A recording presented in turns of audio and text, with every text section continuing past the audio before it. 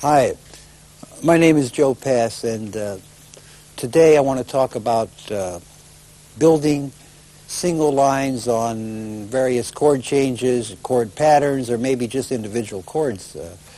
But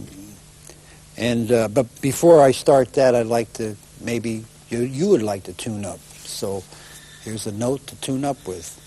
It's A.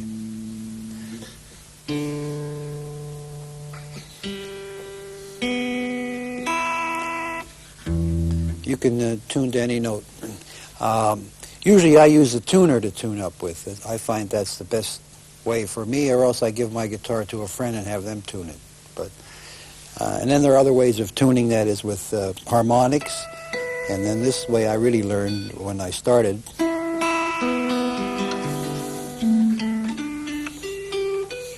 But anyway, you choose your own way. Before we go into building these single lines, I'd like to give you a little idea of how I look at chord changes. First of all, I look at chord changes as very basic. Major, minor, and dominant seventh are the only ways that I look at chord changes. I'm not interested too much in whether a chord is a C major, 9th, 11th. I just want to know if it's a C major or C minor or a C 7th. And in the dominant family, I include the diminished chord as a dominant 7th flat 9 chord, and I include the augmented chord as a dominant 7th raised 5th chord. So in the dominant family, the diminished and the augmented become dominants for me. I use them. I put a root on the chord and use them as dominants. So when you look at chords, the only thing you have to look at is the chord a major, minor, or a dominant. And so simplify your thinking, and thus you can build lines that are easier to picture or hear in your ear. When you're playing chords with all complicated intervals on them, or notes, like a C7 flat 9 raised 9 flat 5, that's too much, too many numbers and too much to try to incorporate in your playing. Just want to know whether it's a C seventh or C minor or a C major. Before I finish this portion and we go on to tape some lines for you on these major, minor, and dominants, I'd like to talk a little bit about my right hand. I'm in this case using my fingers, and I play mostly with my fingers, and it's a good idea, as I have said before, to learn to play with your fingers, finger style. It's not hard to do. You just put your hand on the guitar and sit there and watch the television set for a while, and your fingers will fall the way they are most comfortable, which is not the classical way.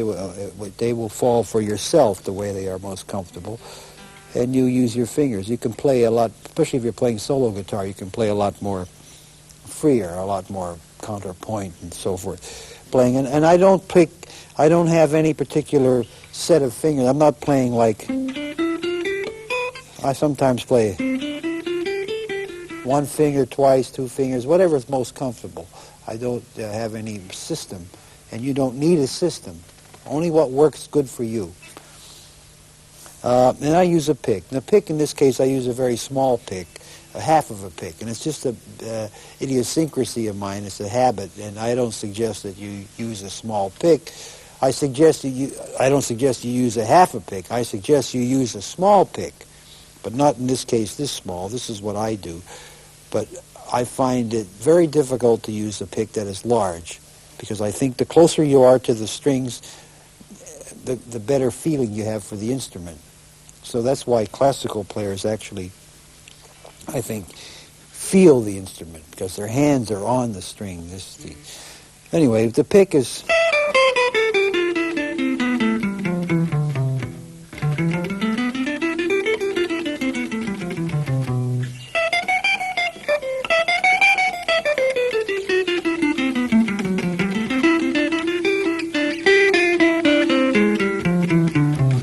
When I'm on a string, it's alternate.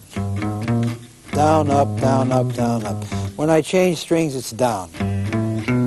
Even though it should be alternate up and down, I don't do that, so I always pick down, even if I'm going back. If it's two down. Once in a while. Very seldom. So you find my playing has very little back picking. I think you get a lot of definition when you pick down.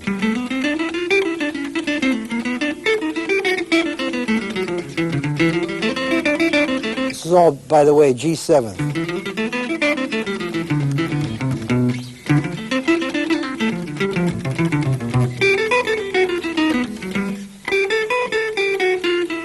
This is G7th augmented. A lot of playing in this case, for me, I do a lot of pull-off, hammer, and slurs.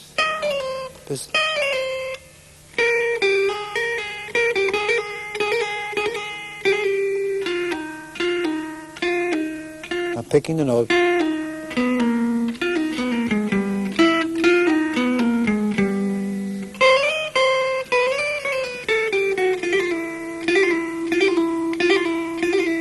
If you want to practice it, you should practice like this. You have to strengthen this finger. I think the weakest finger for most players is this finger here.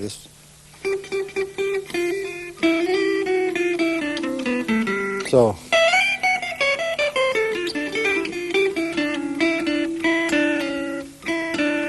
See, that's not picked. It's not.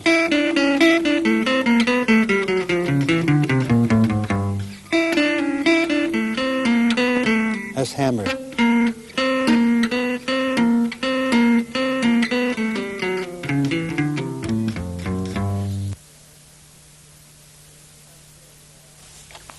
Okay, as I said, we would choose some chords, and I will play some lines on them. First, I'll start with just one basic change, and I'll keep everything in the key of C. And naturally, you know that if you play in another key, it's the very same principle, the very same idea.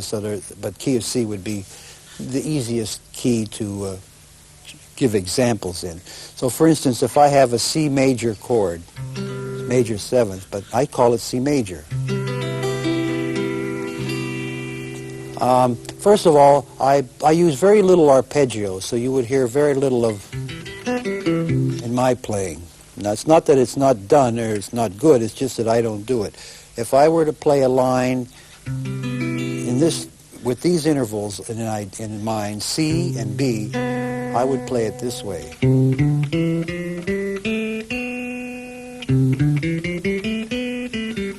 Starting on the root and ending on the major 7th. Very seldom do I play or. So, this is a line on C major 7th that just comes to my mind.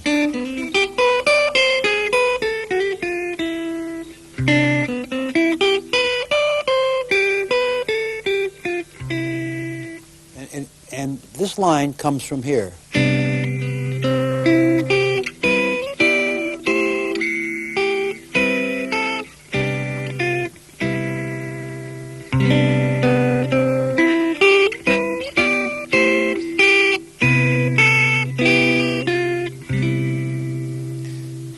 Now, if you're going to play, you should also be able to play these lines in other places.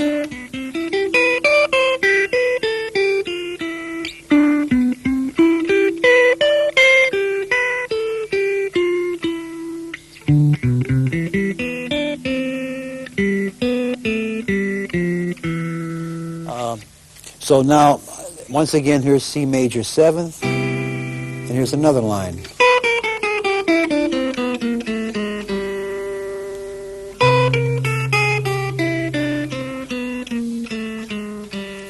In many instances, repeating a phrase an octave lower is done a lot, and it makes it for a longer line.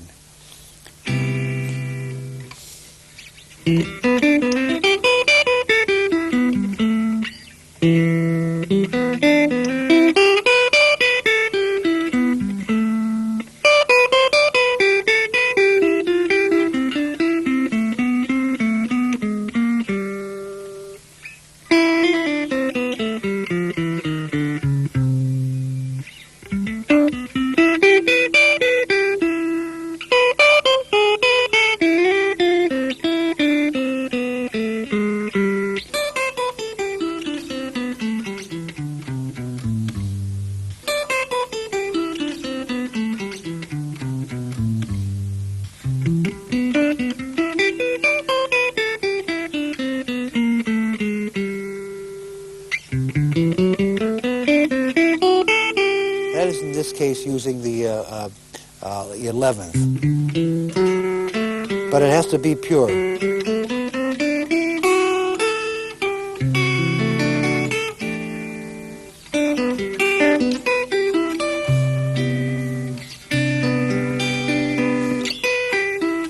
Now,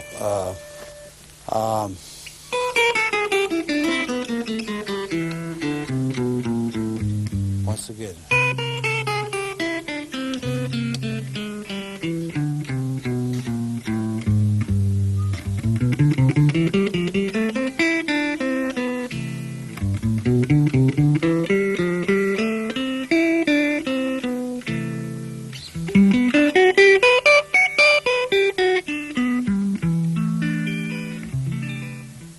If you cannot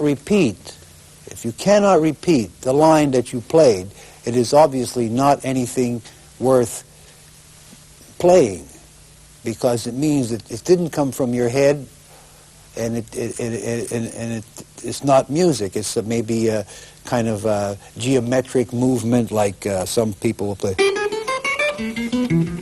3 frets across, or things like that, which are exercises or movements, but they are not music. They are not, in a sense, your music, your identity. And the object of playing lines is to be able to have a kind of a style of playing, or a identity to your playing, so that when someone hears you, they say, that's so-and-so. That's it. So if you can't repeat the line that you're playing, it means that it's not in your head. It's not in your head or your heart or somewhere, so it doesn't make any sense. So I will play a few more lines on C major 7th. Some very basic, I sometimes play Now, in that case, I played an arpeggio because the arpeggio is practically spelled out in the chord form that you're holding. Another line.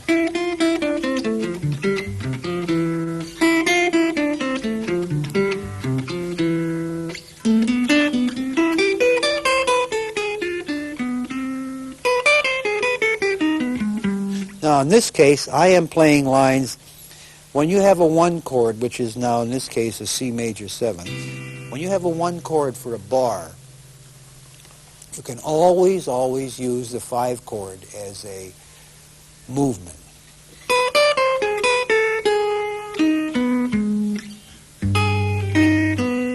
In this case, it's G7 flat 9. There it is.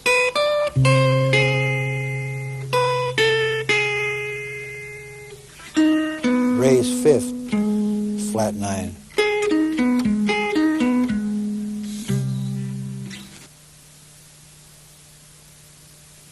And I'm going to be assisted by my good friend Don Mock, who you won't be seeing because it's me. Go ahead.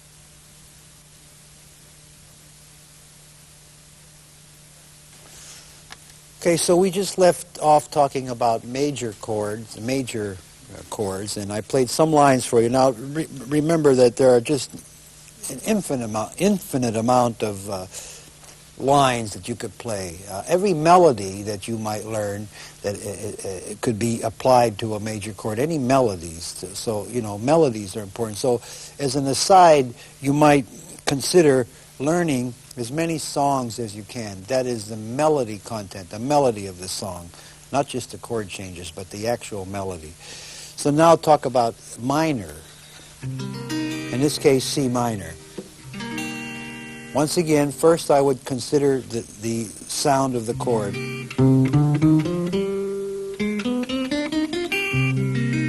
Here's maybe a line on C minor. In that case, it's an arpeggio.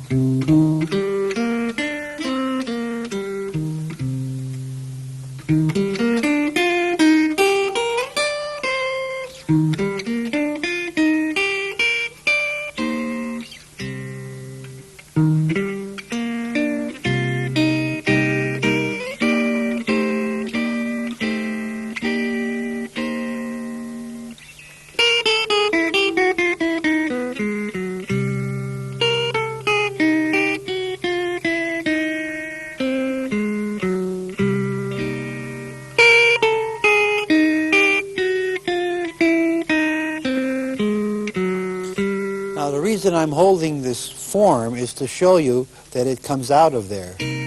I would normally not play with this grip, with this C minor chord. I would play. but I'm showing you that so you can see that most of the playing comes from one of those bar forms, and all the notes you're looking for are right next to one another, and the fingering is not very difficult. So.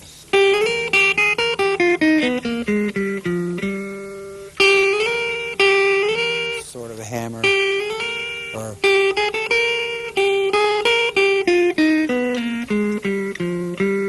once again, I'm telling you that when you have a one chord, in this case C minor, you can always use the 5 chord as to build the line on.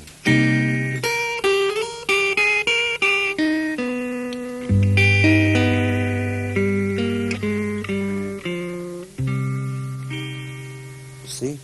There's another line on C minor. Once again.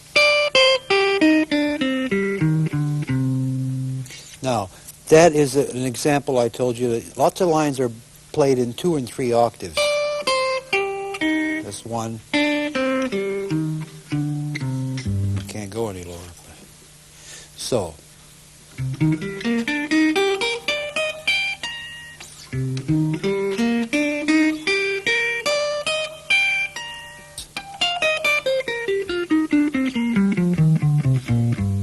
Once that is a 3 octave line.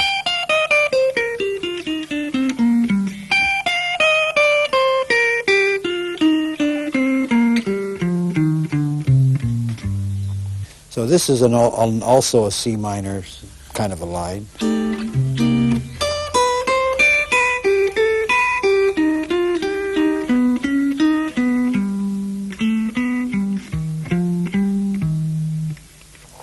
I'll try to play some minor lines just off the top of my head. This would be all C minor.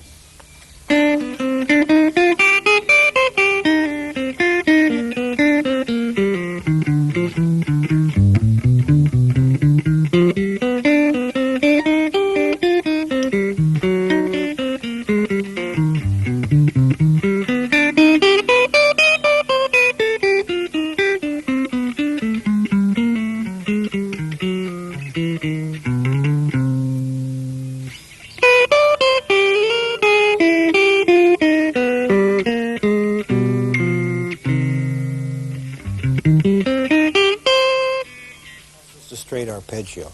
So what you're hearing in the case of those lines is you're hearing me play the 1 chord, which is C minor, through the 5 chord, which is G7th, and usually I'm using augmented sounds because to me these sounds go together.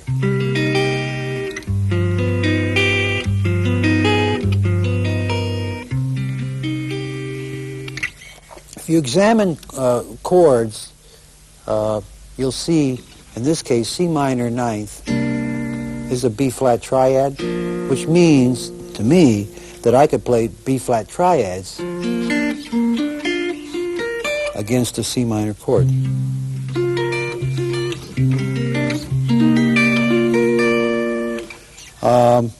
If you examine C minor 7th like this, it's an E-flat triad, which means that you could play certain lines on E-flat forms. Now, I know that modally you can do all these things and you understand them, but I'm talking about a lot about how the chord looks to you when you hold it, when you grip it, so you can see. A lot of playing is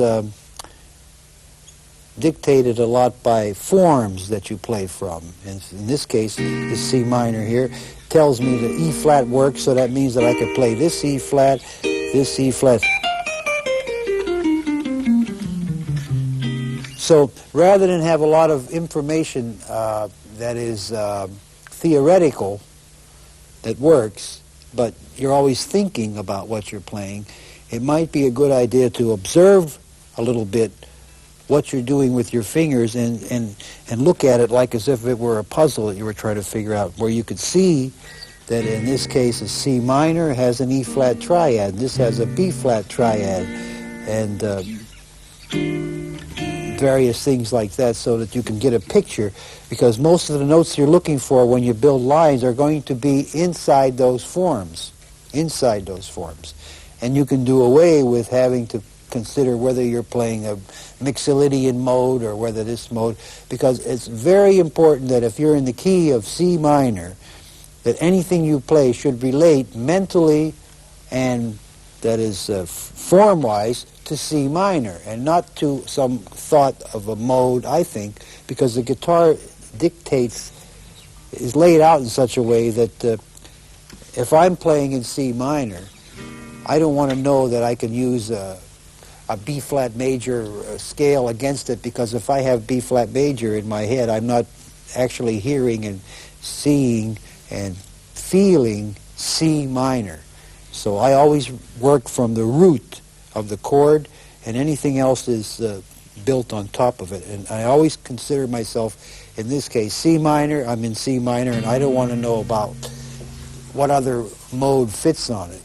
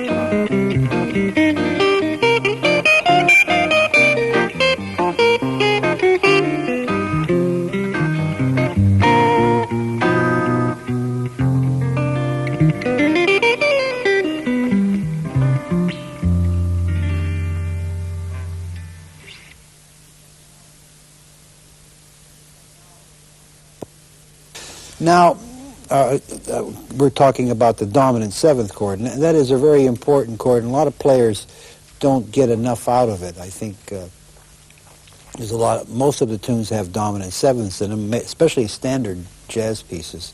So in this case, we're talking about G7. And once again, I would think in terms of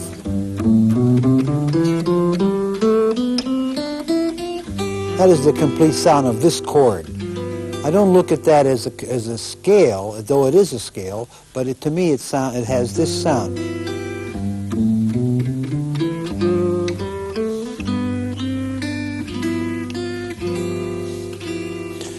And in this case, it's a G6/9 or a G13th or whatever. G7th is all I think about. It has this in it. So here's some lines on it.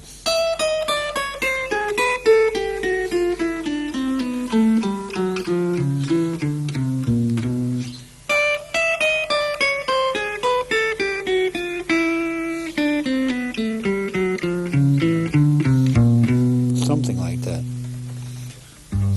Here's some more lines.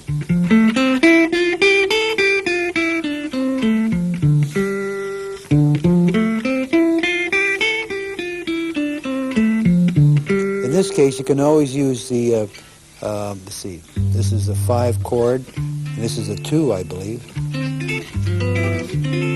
And by the way, when I see chord changes that have this kind of a movement,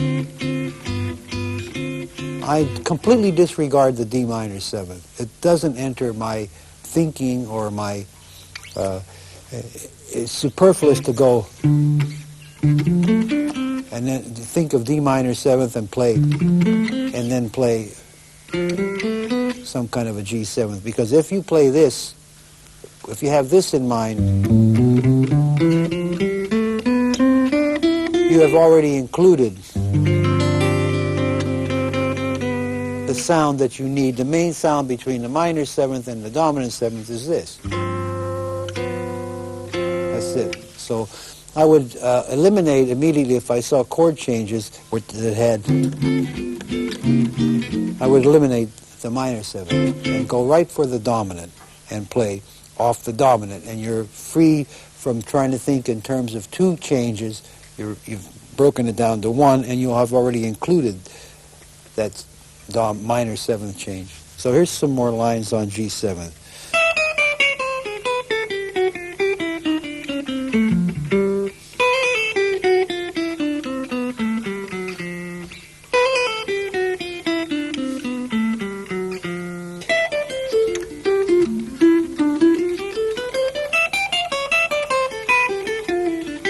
It's all G7th.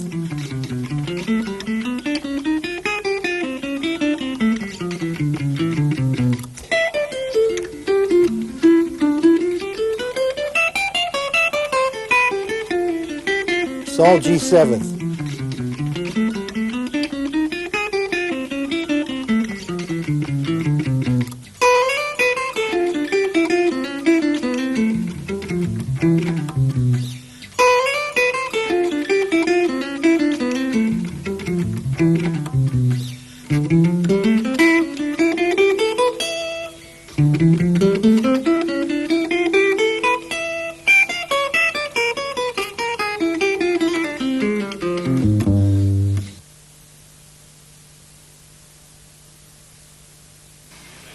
One, two, 1, 2, 3.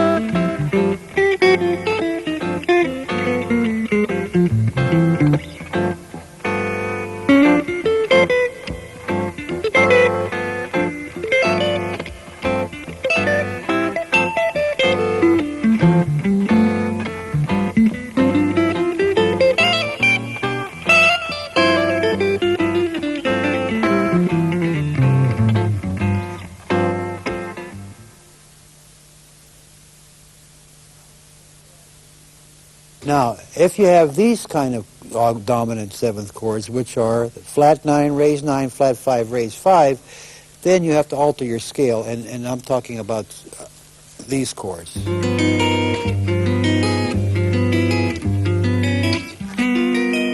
The only thing you can alter in a dominant 7th is the flat 9, raise 9, flat 5, raise 5. So you have this.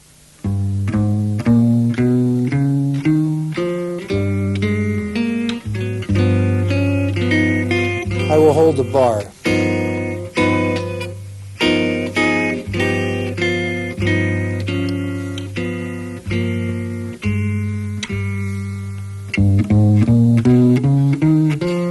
Flat 9, raise 9, regular 3rd, raise 5, flat 5, raise 5, 7th, root. So if you have those kind of chords where you have the lines are different.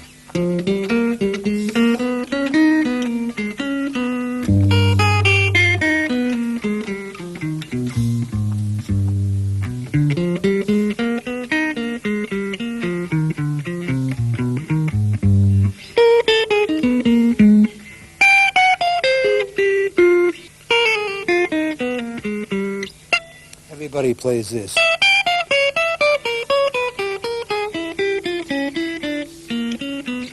This is a regular. There are infinite amount of variations on that kind of a diminished. And like I said before, I include this chord, which is a diminished chord, with a root, as a dominant seventh chord. So I can play all these lines on this kind of a dominant seventh chord, a flat 9 chord. Diminish.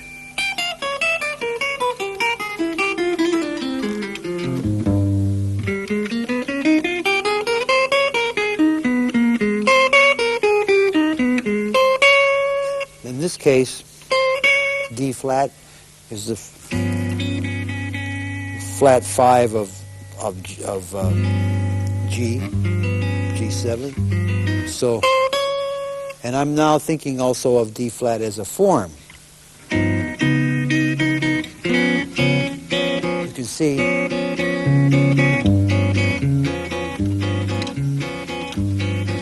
so in this case I'm thinking of this.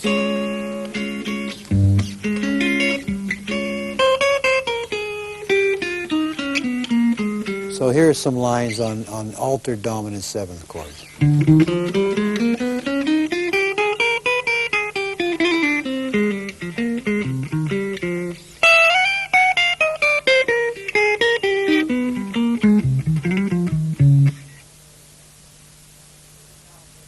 Okay. We're going to now play a 1-6-2-5 pattern for you so I can play some lines for you. And I will play my lines in the beginning straight eighth notes so you can see maybe how they go in from one change to another. Okay?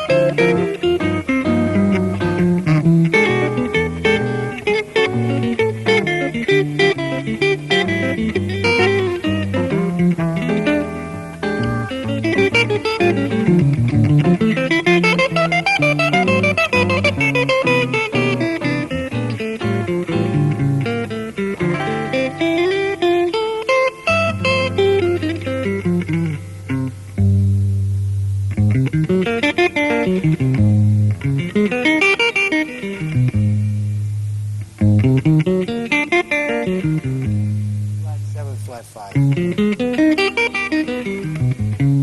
This is D7.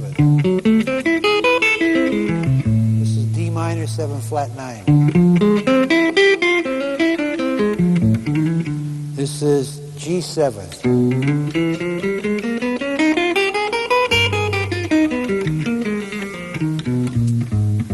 This is C.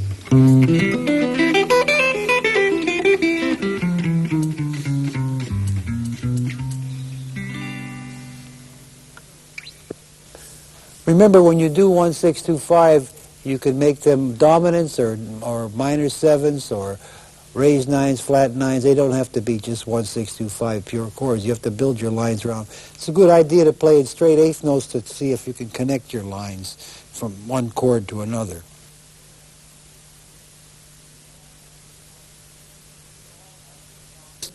These are all altered dominant seventh chords. This is E7th altered. This is E7th raised 9. So I'm playing a line on it, which is like this.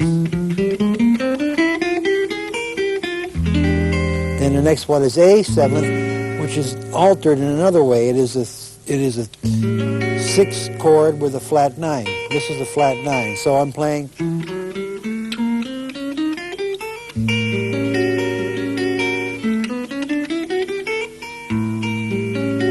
Next one is a D7th raised 9 flat 5, or raised 5, and I'm playing.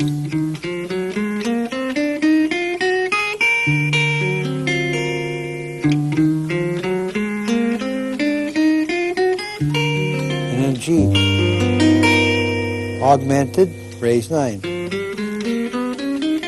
So what we're doing is we're playing. It's the same principle as if we were staying on a G7th chord, only we're using E, A, D, G, which is a whole bunch of 2 5s. So what that is 2 5. E minor, A7, D minor, G7. Or E, A, D, G. Or B flat, A flat, G. It's either chromatic or flat 5. But the example we're trying to show is how to play on altered dominant chords, connecting them up. So now Don will play a little rhythm on that. 3, 4. 1 bar for each chord. 3, 4.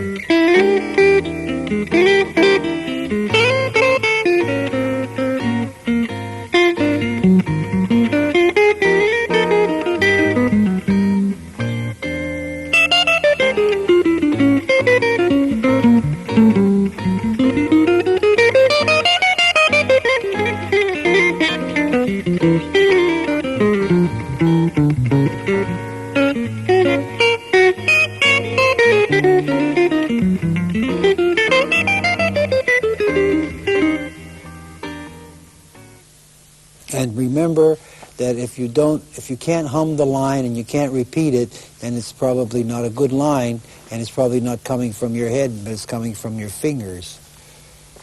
So I hope you have fun with this tape, because I'm going to eat now. I'm hungry.